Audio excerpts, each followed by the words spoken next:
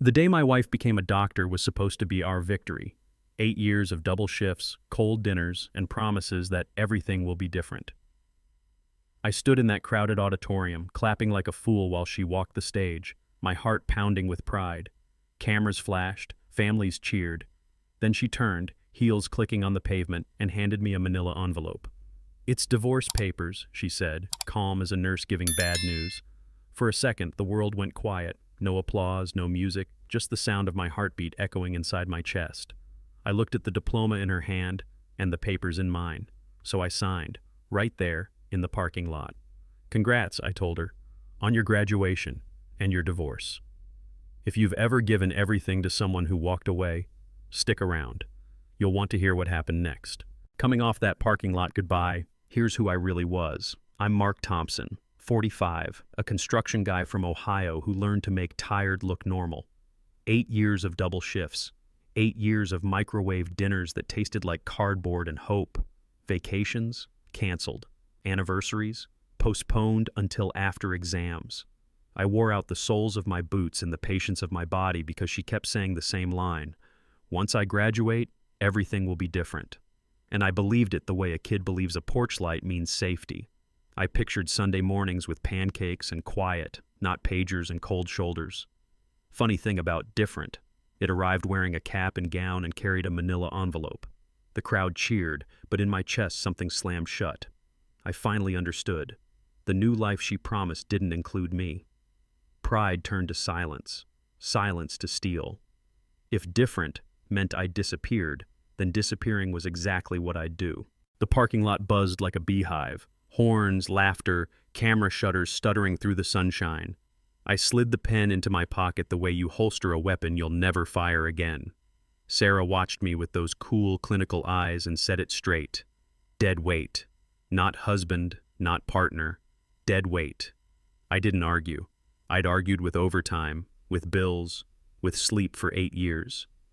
It never changed the score. I didn't beg. Begging only teaches people your price.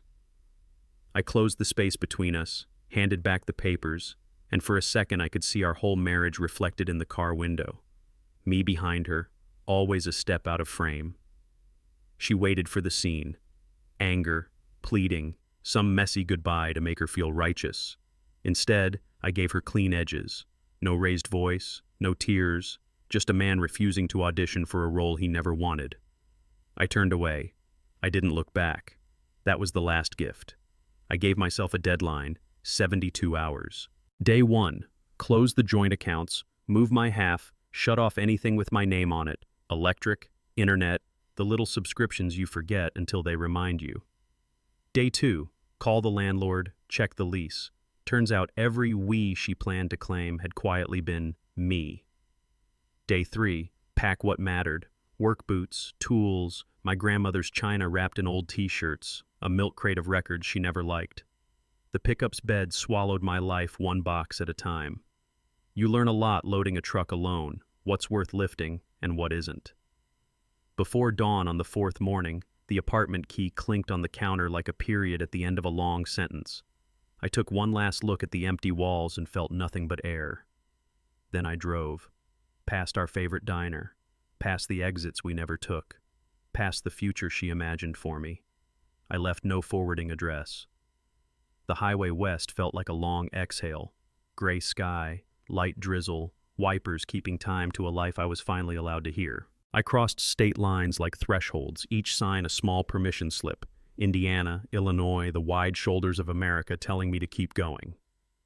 When the green board finally read "Welcome to Oregon," I pulled off, breathed in pine and rain, and let the road hum go quiet. Portland wasn't some dream.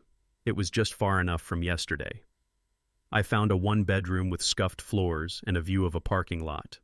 Not the skyline she wanted, just the kind of place a man can make coffee in silence and call it peace. I set a mug on the sill, watched the drizzle bead the glass, and said the truest sentence I'd said in years. No one here knows Sarah Miller. No neighbors asking, no friends taking sides. Just a city big enough to forget me and let me remember myself. The next morning, I ironed a shirt that didn't smell like stress, and walked into a job site that didn't know my history. Interview took 15 minutes. Experience, references, a firm handshake. By Monday, I had a hard hat, a badge, and a start time, 7 to 4, clean and simple. The guys on the crew cared about rebar, weather windows, and lunch. Nobody asked about my marriage. They asked about torque and timelines. I liked that. After work, I did something I hadn't done in years. Nothing. I cooked a steak the way I actually like it. I ate at the table, not by a laptop glow. No pages turning my dinner cold. No exams to tiptoe around. Just a plate, a fork, and a quiet house that didn't judge how many times I chewed. When the day finally ran out of noise, I realized my shoulders weren't lifted to my ears. First calm meal in forever. First night I slept like the roof would hold. That first calm night rolled into a morning I didn't dread. Coffee steam curled over the mug, the paper crackled, and the air carried that clean scent of damp lumber when I walked onto the shop floor. David, my manager, didn't waste words. He watched me read a plan, then nodded like a man handing back your name. Take the lead on this one, Mark. No lecture, no second guessing, just trust with a deadline. I set the pace, called measurements, and the crew followed because competence is a language men still understand. Steel met wood, chalk lines snapped, and for the first time in years I wasn't compensating for someone else's storm. I was just good at my job. Respect didn't arrive with balloons. It arrived with silence, space, and a foreman who didn't hover. By lunch, I wasn't the guy who got left. I was the guy who gets it done. That feeling? That was my name fitting right again. Respect at work made room for something I hadn't felt in a while. Belonging. Saturday, I met a hiking group that didn't care about my past, just whether I'd packed rain gear. The trail was soaked, moss clinging to fallen logs like green velvet, puddles showing clouds upside down. We climbed in that northwest drizzle that keeps you honest. A guy in a mariner's cap fell in step with me. "You doing okay, man?" Not pity, just a check-in. I said yeah, and for once it wasn't the polite lie men tell to end a conversation. My boots bit into the mud, breath steady, legs burning the kind of burn that makes you trust your body again. At the overlook, the city looked small, like a place you could leave and still live. Someone passed around trail mix, jokes landed easy, and nobody asked what broke me. The hill took my weight. The group carried the rest. I answered again, quieter. Yeah, I am. Belonging on the trail led me somewhere softer, a bookstore cafe with a record player spinning old vinyl like it still believed in Saturday mornings. I sat with a black coffee and a used paperback, and that's where I met Rachel. Graphic designer, steady smile, jeans with a little paint on them, the kind of person who builds a life with both hands. We talked covers, fonts, and how good music makes a room feel finished. Not once did she say residency, rotations, or boards. We laughed about messed up IKEA instructions and bad first apartments. It felt like standing in a warm kitchen after shoveling snow. Every muscle remembers home at the same time. When she offered to split the check, it was a small thing that meant a big thing. Partnership, not payroll. I walked out lighter than I walked in, the bell on the door giving a clean little chime. For the first time in a long time, conversations didn't take, they gave. Good days have a way of inviting tests. Week 1 in Portland, a text popped up. We need to talk. Sarah's name looked strange on a phone that had only known quiet. I read the preview and swiped it away like a mosquito. Another text, same tone. Urgent, familiar, entitled. My thumb hovered, that old muscle memory of fixing, explaining, smoothing things over. Then I set a rule I could actually live with. I don't reply to people who treated me like a temporary bridge. Men know that itch to answer, to win the argument, to prove we weren't the problem. But sometimes the strongest thing you can say is nothing. I put the phone face down, grabbed my jacket, and met the hiking group for a night walk. Streetlights stitched the path, shoes scuffed gravel, my breath synced with my steps. The phone kept buzzing in my pocket like a wasp in a jar. I let it buzz. Silence today would protect tomorrow. Silence held, and the volume went up. One day, 27 calls, different numbers, same gravity. Voicemails stacked like bills, each one a draft I refused to read. I deleted them in a row, the way you tear out rot before it spreads. At work, I laid out blueprints and felt the simple relief of lines that tell the truth. Measure here, cut there, no gaslighting, no shifting goalposts. A young guy on the crew asked me about fasteners. I showed him a cleaner way to anchor plates, and he nodded like I'd handed him a trick he could carry for years. In that moment, I understood something I'd been circling. I'm not anyone's plan B, backstop, or lifeline anymore. I am a builder, not a crutch. The phone buzzed again, screen lighting the underside of my desk like a storm on the horizon. I let it pass and tightened another bolt. My life didn't need a call back. It needed a better foundation, and I was pouring it. The calls didn't move me, but they moved something back in Ohio. Without my name on the bills, the apartment got real quiet, real fast. The landlord wanted rent, not resumes. The power company wanted account numbers, not diplomas. Internet blinked off. Fridge hummed to a stop. In her mind, foundation had always been a metaphor, something sentimental men say when they carry more than they should. But foundations aren't poetry. They're concrete. You don't notice them until the floors tilt and the doors don't close.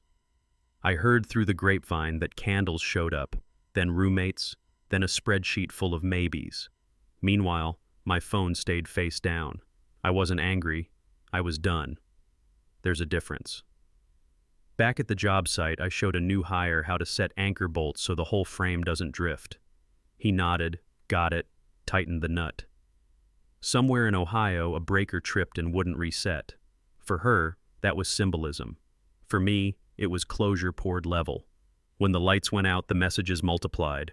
Friends, cousins, a former coworker from the warehouse days, voices I hadn't heard in years suddenly just checking in. My sister called and asked what I wanted said. We kept it clean. Tell everyone the same thing, I said. I have no wife. Not spite. Policy. You learn, after enough midnight arguments, that inconsistency is how chaos pays rent. So I got consistent. One line, no edits. The calls slowed, then spiked, like a storm trying one last time to find a loose window. I stuck with the script, and the script held. A buddy texted a screenshot of a group chat where someone wrote, "He'll come around." I put the phone down and returned to the plan set, tracing a load path with my finger. If a beam can't carry, you don't beg it, you replace it. By week's end, every old door was shut and latched, which is exactly when a new door opened where I worked. David waved me into his office, the kind of space that smells like coffee and sawdust even without a mug in sight. "You've been running point anyway," he said, sliding a folder across the desk. "Let's make it official. Senior project lead. Not a parade, not a speech, just responsibility and the paycheck that respects it." The crew didn't clap. They didn't need to. They started bringing me questions first, trusting I'd have answers that work in rain, wind, and budget meetings. It's funny how esteem shows up, not with compliments, but with problems people want you to solve. I called the sequence for a tricky steel stair, and when it fit clean on the first try, the site went quiet in that good way. No rework, no cussing. The kid I'd mentored grinned like he'd just stuck the landing. I felt something click back into place. I'm enough without a witness. The title didn't make me capable. It just stopped pretending I wasn't. The raise didn't buy a fantasy. It bought roots. I found a small house with a sunburned lawn and a stubborn gate that squeaked like it had stories. Mrs. Chun across the street waved from her roses every evening, the sort of neighbor who knows when a package lands and when a man looks tired. I cut the grass, oiled the hinge, and hung a cheap wind chime that made $5 music. That first Saturday, I seasoned a cast iron pan and cooked a steak the way I like it. Salted, seared, no lecture about cholesterol or schedules. I ate at the kitchen table I'd sanded myself, elbows on wood that felt honest under my arms. The house didn't apologize for its age, and I didn't apologize for mine. A framed photo of a mountain went on the wall, work boots dried by the door. When I locked up that night, the click sounded final in the best way.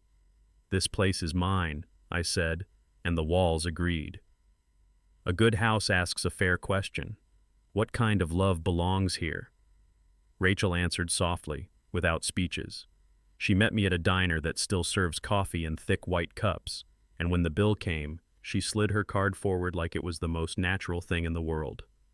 Later, at my place, I cooked while she opened a bottle and set 2 glasses on the counter. not as a guest, but as a partner. We traded small chores like they were gifts. She dried, I washed. I took out the trash. She watered the plant I always forgot. No ledgers, no tally marks, no IOUs disguised as favors, just symmetry.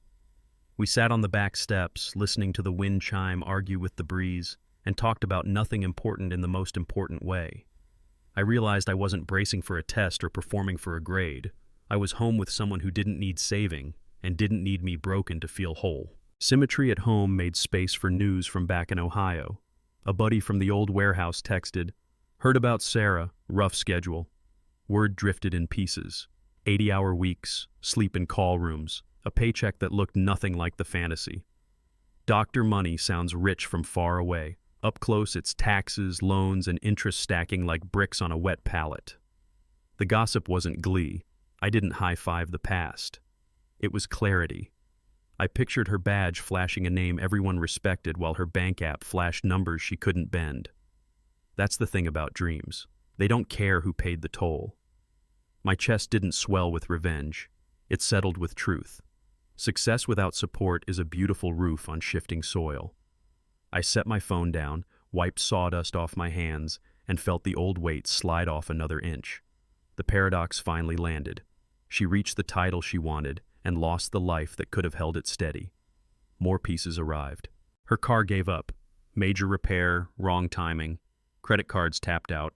For 3 months she rode the bus, head down, scrubs wrinkled, sleep borrowed. Nobody swooped in. Nobody stayed late to sort payments, argue quotes, and make the numbers behave. She'd called me deadweight once, and I carried that insult like a brick in my pocket. But here was the truth I'd been too tired to see. Deadweight doesn't prop up your life. A foundation does. And that was me. I imagined her clutching a bus strap, watching the city blur, finally understanding that support looks quiet until it's gone. Back in Portland, I tightened a hinge on my gate, felt the clean swing, and thought about how many doors I'd held open for years without a thank you. I wasn't smiling. I wasn't cruel. I just saw the meaning flip. The words she threw at me had circled back and landed where they belonged. When pride breaks, people hire help. She brought in a PI, burned $1,000 on a retainer, and got a stack of paperwork that read like a map of yesterday. Old addresses, old jobs, old numbers that led nowhere. The report confirmed what I'd already chosen. I live in the present. Private investigators are great at finding footprints. They struggle with men who stopped walking the same path. I pictured her sitting under a fluorescent light, thumbing through pages, hoping for a thread to pull, and feeling that hollow drop when the thread is just lint. The last page might as well have said, "Try a new strategy or accept the loss." I folded my own laundry that night, matched socks like a man practicing small order, and turned off the light in a house that knew my name. She was knocking on doors I no longer owned. And behind the door I did, there was quiet, on purpose. Quiet has a way of making honest room for the right people. One evening over soup and grilled cheese at my kitchen table, I told Rachel the short version. I'm divorced. No resume of wounds, no slideshow of excuses, just the headline. She nodded like I'd said the weather, then, "Good for you for walking away." She didn't ask for the autopsy. She didn't poke the bruise. She asked if I wanted more soup. That's respect, the kind you feel in your shoulders before your brain catches up. We switched records on the turntable and she traced the label with a finger. "This one sounds like clean floors and windows open," she said, and smiled. I laughed because she was right. The music fit the room, and the room fit us. I wasn't being tested for loyalty to a past that had already graded me. I was being invited into a present with no pop quiz.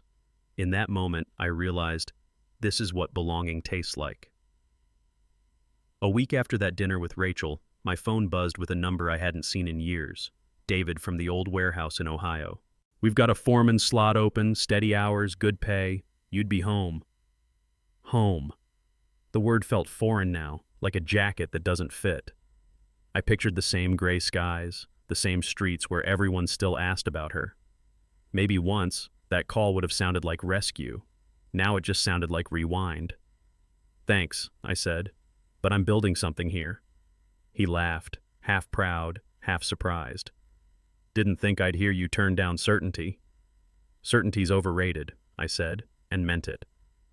When I hung up, the house hummed its quiet approval. Sometimes the hardest proof of growth isn't what you chase, it's what you decline. Belonging turned into a rhythm I could count on. Up at 6, coffee, eggs, newsprint on my fingers. Out the door by 7, boots on concrete, plans in hand. 4 o'clock, the tools go quiet, and the noise in my head does too. Some days it's the gym, some days a trail before dusk, some nights it's a book and a couch that doesn't sag. No drama, no edge walking, no calendar that treats me like a bench warmer. Men know this currency, a schedule that doesn't lie to you. The world still throws curveballs, weather shifts, deliveries late, but the base holds. Peace started to feel like something I'd earned instead of stolen. I washed dishes, let the warm water run, and caught my reflection in the window. Tired, sure, but steady. If you've ever wondered whether quiet is enough, here's my answer. It is when you've carried storms. This calm wasn't an accident. It was a choice I made daily, and it finally felt like it chose me back. Peace doesn't always protect you from curiosity. 3 years in, she started digging where she shouldn't. Word reached me later. She used hospital access like a flashlight in a cave, sweeping across states, searching for my name where it didn't belong. A routine company checkup, blood pressure, height, a note about a construction firm in Portland, left a breadcrumb I never meant to drop. She connected the dots the way ambitious people do. Employer, city, industry, Portland, construction, mark. That mix of luck and line crossing drew a thin red thread from Ohio to my street. I didn't know it the day it happened. I just knew the air felt heavy, like weather moving in. The twist wasn't loud, it was quiet and accurate. She finally had a direction: northwest, rain, a man with a new life. The same determination that pushed her through school had circled back to find me, and for the first time in a long time, my past put its hand on my shoulder. The shoulder tap became a Tuesday. March, gray light, bench at lunch. My phone started dancing. 1 missed call, then 2, then a rolling drumbeat, 17 before noon. A text followed, simple as a confession. I made a mistake. Men know this moment, the tightness, the itch to explain, to tidy up what broke you. I watched the bubble appear, disappear, come back like waves that never reach the sand. Then I did the hardest, cleanest thing a man can do. I blocked the number. No speech, no punishing reply, no victory lap, just a boundary you can't see but can feel. The phone went quiet, and in that quiet I learned something useful. Silence is not revenge, it's clarity. If she needed an answer, I'd given the only one that mattered. Back on the site, I marked a cut line and let the saw sing. The board split true, and for the first time that day, something finally behaved. That night, an email slipped into my inbox. Subject line, reference check. I almost deleted it until I saw the sender, Dr. Sarah Miller. The hospital HR had CC'd me by mistake, asking to confirm employment dates from our old apartment lease. My stomach tightened. Even her paperwork knew how to find me. I stared at the blinking cursor, then hit forward to HR with one sentence. This is not an active reference. No anger, no extra words, just boundaries in writing. I shut the laptop and stood by the window, rain streaking the glass. Some ghosts knock, others send emails. Either way, they still don't get a key. Silence squeezed her into a new tactic. She walked into my office lobby in scrubs and told the receptionist there was a family emergency. Our front desk rang me with careful words. I asked for a description and didn't need a picture to know. That old muscle, the one that leaps to fix, twitched, and I took a breath until it stopped. Tell her I'm out of state on a project, I said. Take her information. We'll be in touch. I wasn't hiding. I was managing a situation in my own house. Control isn't loud. Control. It's measured. It's choosing not to let someone rewrite your day with panic ink. For the next hour, I ran the schedule, checked deliveries, and kept my crew moving. If she expected a scene, she got a policy. If she expected chaos, she got order. By the time I stepped outside for air, the sky had cleared a little. So had the line between then and now. She waited 3 hours in the lobby and left a number, a note about our future, and a pressure that didn't work here. HR flagged the contact, security logged the incident, and my supervisor put it plain. You good if she tries again? I was. Boundaries feel better when they're shared. The job wasn't just tasks anymore. It was a team that understood safety is more than hard hats and railings. I emailed a brief statement, no details, just clarity, and watched it move through the channels like a brace sliding into place. Out on the slab, the crew set forms for a pour, and I checked the level, small adjustments with big consequences later. Inside, the receptionist practiced a script. Outside, I practiced breathing. There was relief in knowing I didn't have to hold the line alone. When we wrapped for the day, the site was quiet and straight. My phone stayed still.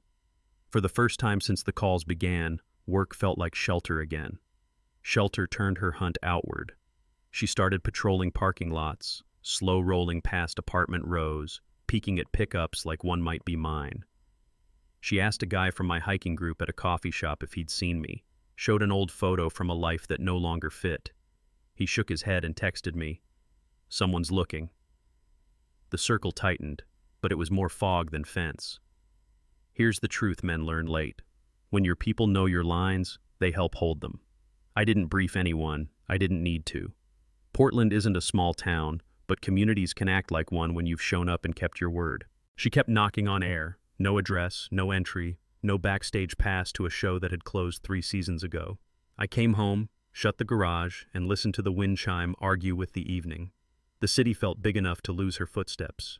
But storms don't quit because we're ready.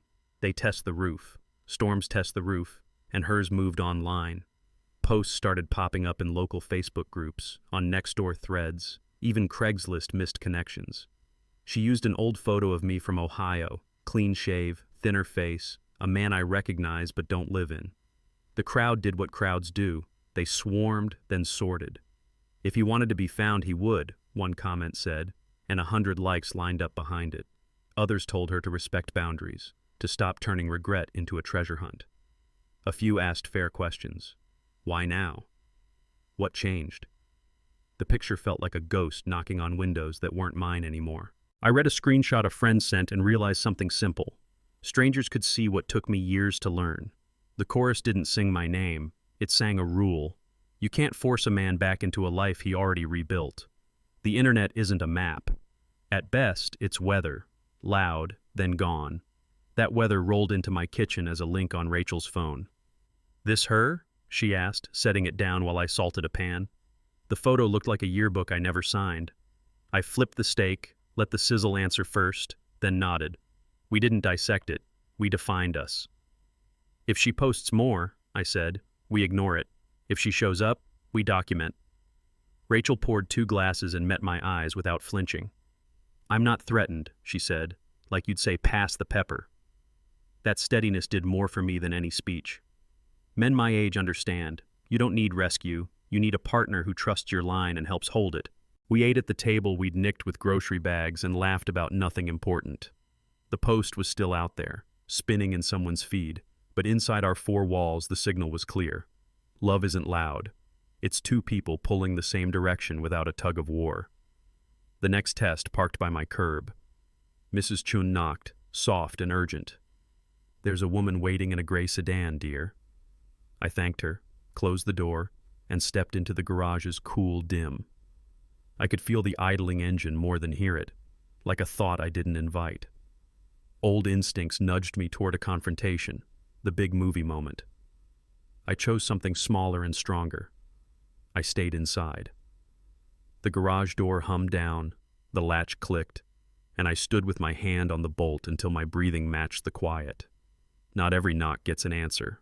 Some knocks get boundaries. From the kitchen, I texted Rachel. "All good." Then I made coffee I didn't need and waited for the adrenaline to pass. Through the side window, I saw neighbors walking dogs. The world still doing what it does when drama shows up uninvited, moving on. I didn't give her the scene. I gave myself the choice I didn't have years ago. Choice has a sound when you commit to it. The doorbell started. Rings too long, too close together. Knuckles followed, hard and sharp. I set my fork down, turned the page of my book, and kept my routine intact like a man testing his footing in a storm.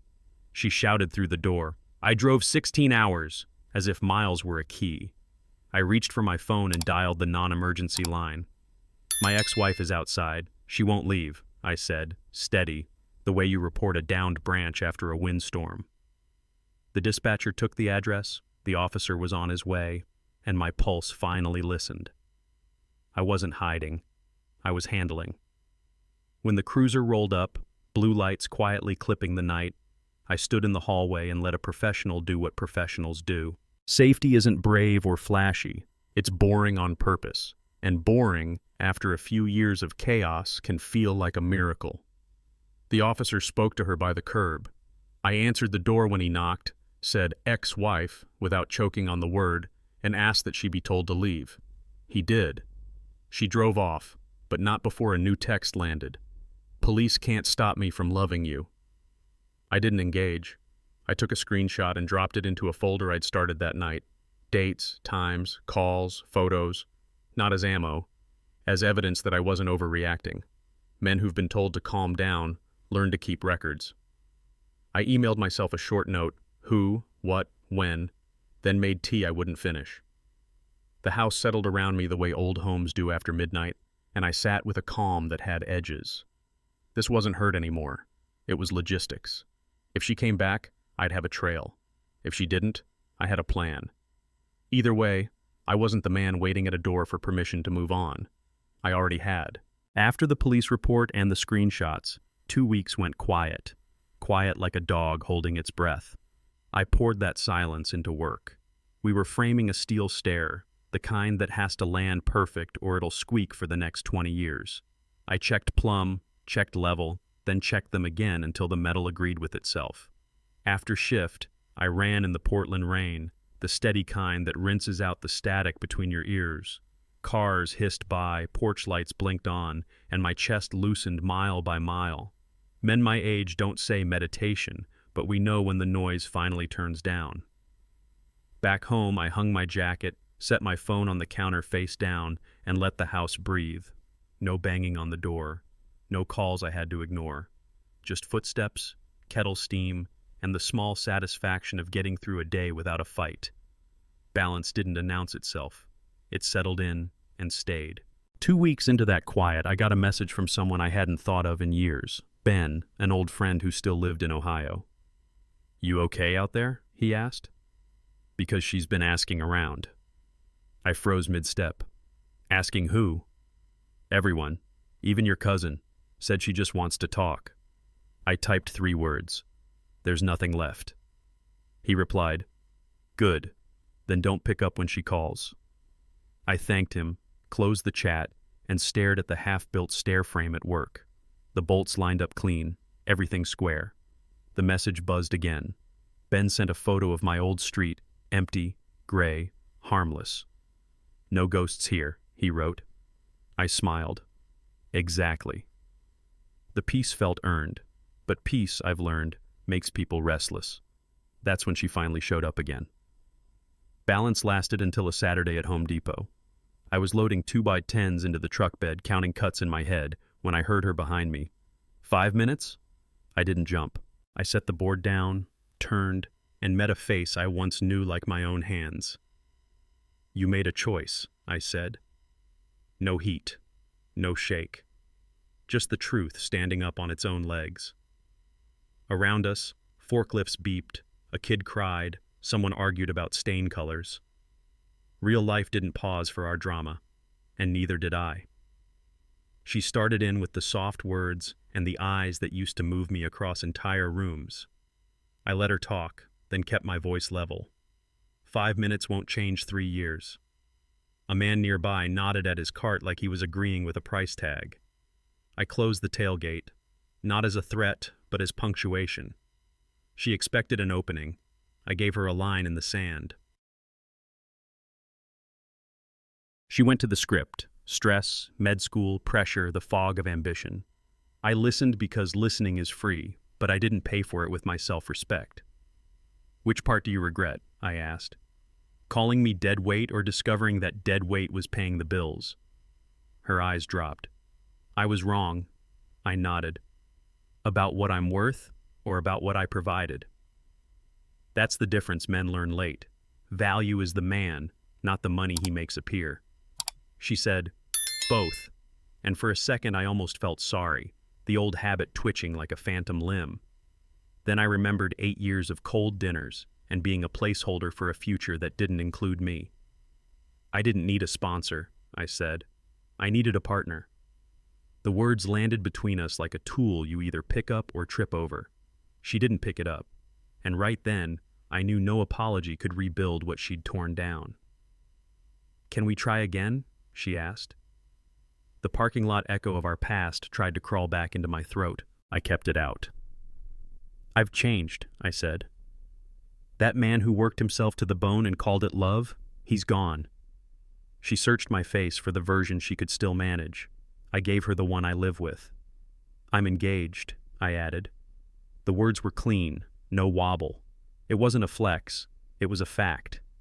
Her shoulders sagged like a tent losing its pole. Somewhere, a forklift beeped again, and a cashier laughed at a joke I couldn't hear. The world kept proving a point. This scene mattered only to us. I wasn't cruel, I was finished. I want a life chosen on purpose, I said, by two people who show up without conditions. She opened her mouth, closed it, then stepped back like the ground had shifted. It had. I'd moved the earth under my own feet. She clutched the cart handle like a rail. But we're still married, she said, reaching for a door that locked years ago. No, I answered, and pointed her to the mirror neither of us could avoid. You divorced me, in a parking lot, on your graduation day. I could see us reflected in my truck window, her in scrubs, me in a work shirt, and the past layered over the present like a double exposure. Same setting, same players, new rules. You made it official, I said. Efficient, even. The word tasted like the day I signed. She tried to rewrite it on the spot, panic making edits reality would never accept. I didn't raise my voice. I didn't fill the quiet for her comfort. I let the truth stand there, unedited, until it did the heavy lifting for me. Finally, she said nothing at all. I nodded once, not unkind, and climbed into the truck. Some lessons arrive softly. This one didn't. I barely had the engine turned over when she tried a new angle, half hope, half bargain. We could still figure something out, she said, reaching for a future she hadn't earned. I let the sentence float and fall. Men know this dance. Delays, maybes, promises with no studs behind the drywall. No, I said, plain as a locked door. We're not workshopping my life. I laid the boundary again, not louder, clearer. We can be honest without being cruel, but honesty isn't a coupon. She searched my face for the old weakness, the one that bought time with my own peace. I didn't sell this time. I want someone who chose me when she had options, I added, hearing my voice steady like a level finding center. Not someone circling back because reality underpaid. That line didn't end the conversation. It ended the excuses. She blinked, like the sun had moved.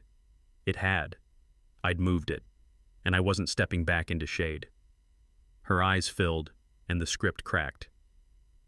This isn't how it's supposed to go, she said, like a GPS insisting on a turn I'd already passed. I kept my hands on the wheel of my own life. You thought I'd wait, I said, and the words didn't accuse. They verified. The silence that followed wasn't empty. It was a signature. She didn't deny it because we both knew the truth. I used to confuse endurance with love, like standing still proved devotion. But men grow up the day we realize value doesn't live in a waiting room. I don't wait for people to figure out my value, I told her, and the sentence stood up straighter than both of us.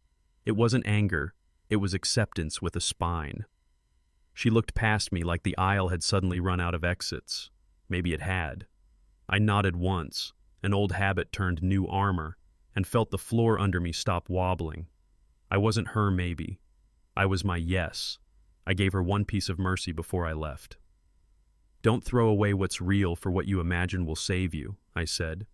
Shiny isn't the same as solid. It wasn't a dagger, it was a road sign. The tailgate latched, the door shut, and the engine found its idle. I eased out of the space while she stayed frozen, hands on the cart like it might steady the ground.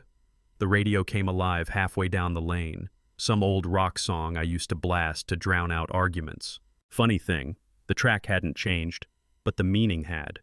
It was just music now, not a life raft. The chorus hit, clean and familiar, and the memory it once carried slid off like rain on wax. I checked my mirrors, not for her, but for traffic, and turned onto the street where errands live and drama dies. Closure didn't slam, it clicked. A small sound, a big door. I drove toward the rest of my day. 2 weeks later, my phone lit up at work with a number I didn't know and a tone I did. "She's here," the receptionist said, careful and calm. "Says it's urgent medical information." My supervisor waved me into his office, eyebrows up. Old me would have felt the hook. Fix it, soothe it, get it off everyone's plate. New me asked for the facts. Scrubs, tired eyes, a story designed to override rules. I stood there feeling the new floor under my feet and made a choice. No more back-channel messages. If we do this, we do it face to face, where truth has to stand up without props. "I'll come to the lobby," I said, already steadying my breath. This wasn't a reunion. It was the last page of a chapter I should have finished years ago. I checked in with HR, confirmed a witness nearby, then walked toward the glass doors. The air felt cooler. The line between then and now sharpened. Time to say it plain. She was smaller than I remembered, or maybe just worn out. Scrubs creased, hands trembling around a tote that had seen too many night shifts. I stopped a few feet short. No hug, no hand on the elbow, respect without contact. "You said urgent medical," I began, voice low enough to keep this ours. She opened her mouth, and the emergency vanished mid-syllable. "I needed to see you." There it was, the pivot from siren to story. I let the beat pass so the truth could be heard. "Then you lied," I said. "You're also a liar." The words didn't shout. They landed like a gavel that had been raised for 3 years. She flinched, not from volume, but from accuracy. Behind me, the receptionist shifted. Witness enough. I kept going, not piling on, just setting the fence posts. No more surprises, no more scenes, no more open tabs on my time. For once, the cut was clean. If there was pain, it lived on her side of the line. I stayed with the clean cut and took out the first envelope. "This is a restraining order," I said, steady, like reading a rule posted on a fence. I explained the boundaries in plain English. No calls, no texts, no surprise visits to my house, my work, or my friends. No using other people's phones. No emergencies that only exist to open doors. If she reached through any of those lines, the reach would become a record, and the record would become a consequence. I wasn't angry, I was finished. There's a difference men learn when we're finally done patching leaks. You stop mopping, and you fix the roof. She tried to interrupt, then didn't. Her shoulders lowered. She took the papers with fingers that had steadied 1,000 patients and couldn't steady this. Behind me, the receptionist shifted, a quiet witness. I wasn't building a wall out of spite. I was putting up a fence out of wisdom. And on my side, the grass could finally grow. I reached for the second envelope and watched her brace. "This one isn't legal," I said. "It's personal." I handed her a wedding invitation. Heavy card, clean ink, no room for interpretation. My name and Rachel's. A September Saturday. A Portland address she hadn't discovered, printed in a font that looked like calm. "I've already moved on." The sentence didn't boast. It told time. Her eyes lost focus the way they do when tough news finally outruns denial. She looked down at the card like it might change if she stared hard enough. It didn't. Real twists don't need speeches. They fit in your hand. I remembered the manila envelope in a graduation lot and felt the symmetry click. Paper for paper, choice for choice. But this time, nobody was being thrown away. I had chosen forward, not just away. That's a different road. She swallowed, blinked, and for the first time all day, she didn't have a line ready. The card had already said everything. She lifted her eyes, searching for leverage. I gave her truth instead. "Rachel knows all of it," I said. "Our marriage, the parking lot, these last few weeks. She's not threatened by you." That wasn't a dig, it was a diagnosis. Threats live where love is fragile. Ours isn't. "We choose each other every day," I added, feeling how simple that sounds until you've lived the opposite. Choice isn't fireworks. It's groceries carried in both hands, bills split without a ledger, hard talks that don't turn into trials. You taught me what love isn't, I said, and let the sentence breathe. It isn't a trophy you pick up at the end when you're tired of running alone. It isn't a safety net you cut loose when you think you can fly, then grab when the wind shifts. Her mouth opened, closed. The lobby hummed with normal life, phones ringing, pens scratching, a copier spitting pages. Our noise had been loud for years. My future didn't need volume, it needed choice. Security arrived like punctuation, firm, not dramatic. The receptionist watched from her desk, the way people do when they hope an uncomfortable thing ends clean. I set the final posts. This is the last conversation. If you contact me again, directly, indirectly, at home, at work, through friends, the next call is to my lawyer and the police. Not a threat, a path. She looked past me toward some exit that wasn't there. The guard stepped closer, professional, ready to walk her out if she couldn't walk herself. Do you understand? I asked, because clarity is mercy. She nodded once, small and tired. They escorted her toward the doors, souls whispering on tile. I stayed where I was and let the space refill with ordinary air. Safety isn't just helmets and railings. It's rules everyone agrees to, written down and honored. When the glass closed behind her, it felt like a job site after the last inspection. Quiet, squared, signed off. The boundary held. So did I. At the threshold, she turned, eyes rimmed red. This feels cruel, she said, like I'd slammed a door instead of finally installing one. I shook my head. Cruel is leading you on, I answered. Cruel is pretending there's a chance so you can feel better for a week. I wasn't interested in rehearsal dinners for a reunion that wasn't happening. This is honest. The word landed with weight I'd earned. Love isn't found in desperation, I said softly. Love is what two people build when they have choices. She held my gaze for a long second, and whatever argument she had left ran out of gas. The guard opened the door. Cool air moved in. I didn't follow or wave. I just stood still in a life that finally fit. Men my age know there's a difference between being hard and being clear. Hard leaves scars. Clear leaves room. The door eased shut. The latch clicked, and the building went back to normal. So did I. The door had nearly closed when she asked it. Soft, almost a child's question. Will you ever forgive me? I didn't make her chase the answer. I already have, I said, and felt how true it was in my ribs. That's why I moved on. Forgiveness wasn't a key. It was a release valve. It kept the past from owning my oxygen. Men my age get told to let it go, like it's a switch. It isn't. It's a practice you repeat until the knot stops tightening. I forgave the 8 years of missed dinners, the parking lot envelope, the story where I was a prop. But forgiveness didn't mean reunion. It meant I didn't owe the past another audition. She searched my face for resentment and found empty shelves. Not hollow, cleared. Be well, I said, and meant it.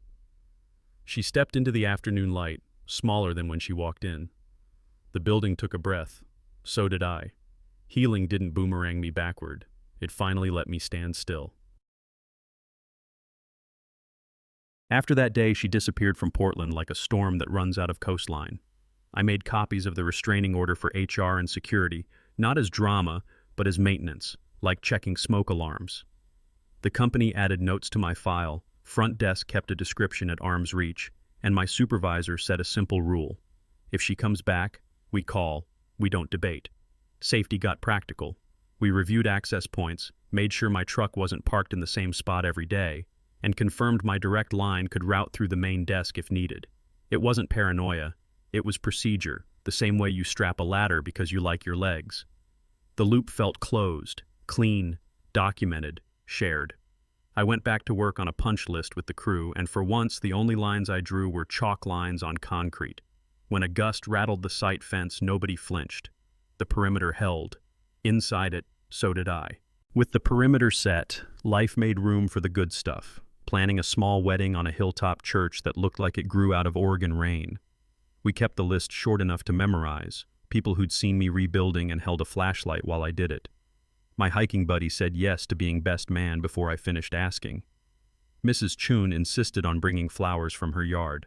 For luck, she said, clipping roses like blessings. Rachel and I chose simple. No chandelier expectations, just vows and food that tastes like home. In the group chat, our crew volunteered to haul chairs and string lights. It wasn't a production, it was a barn raising. The night we walked the church path to measure the space, pine needles softened our steps, and the air smelled like rain getting ready. I stood at the front, looked at the empty rows, and said a quiet thank you to the people who stayed, and to the man who finally did too. Rehearsal dinner was sandwiches, soup, and a table big enough for laughter. Rachel raised her glass and said, "Here's to everyday choices. Not the kind that look good on Instagram, the kind that keep a house warm." The word everyday landed like a rhythm I wanted to keep. My mind flicked to a different parking lot, 3 years and a lifetime away, where paper cut deeper than it should have. For a moment, the two scenes overlapped. Fluorescent caps and gowns versus this warm kitchen light. A man signing to survive versus a man signing to begin. I didn't get stuck there. The montage faded, and I saw Rachel teasing my best man about his tie, my crew arguing over which playlist sounds most like summer, Mrs. Chun wrapping leftovers like a general packing rations. I squeezed Rachel's hand under the table. 2 versions of me had walked into this room. Only one got to stay, the one who chose steady over spectacle, and meant it. Wedding morning broke with that light Oregon drizzle that makes colors honest. I stood in front of the mirror with a tie I'd finally learned to knot without YouTube, and noticed my hands weren't shaking. Coffee steamed on the dresser, the suit smelled like cedar, and the house hummed its small, faithful noises. There was no speech to rehearse, no defense to prepare, just a walk I'd take on purpose. I slipped on the jacket, checked my pockets, ring, vows, a folded note to myself that only said, "Choose." Outside, the truck door thumped shut with a sound that used to mean escape and now meant arrival. The church sat on its hill like a promise that kept itself. As I stepped onto the path, my boots didn't feel heavy. They felt right. Men know when we've carried too much for too long. We also know when the load finally fits. I opened the doors to a future that didn't need to forget my past to love me. It just needed me to arrive. I arrived, and then she did. Rachel stepped into the aisle with steady eyes, the kind that don't borrow courage, they carry it. The organ gave a gentle line, more breath than brass, and our friends turned with those small, involuntary smiles that mean, "We're glad you made it." I didn't fight my face. I smiled back, and it felt like setting a tool into the exact groove it was shaped for. She wasn't a rescue. I wasn't a project. We were 2 adults meeting in the middle of a life we'd both been building. My hiking buddy winked from the front row. Mrs. Chun dabbed her eyes like she'd seen 1,000 weddings and still believed in this one. When Rachel reached me, we didn't whisper speeches.